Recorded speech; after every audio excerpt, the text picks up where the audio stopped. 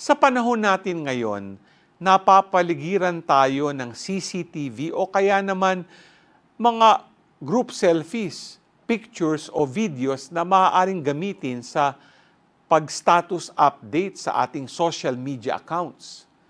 Ito ang nagiging patunay na mayroon tayong nagagawa, nararating o achievement sa buhay. Kasi nga, to see is to believe.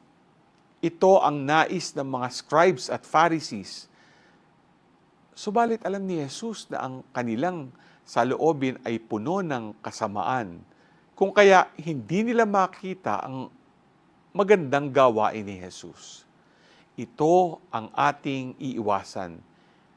Yung madalas sa dinidikta ng mundo na humihingi ng patunay katulad ng pictures, videos, para makita ng lahat ang ating ginagawa. Nawa ang ating mabubuting gawa na kahit hindi makita ng marami, ang siyang maging patunay ng magandang kalooban ng Diyos sa atin. G ka ba?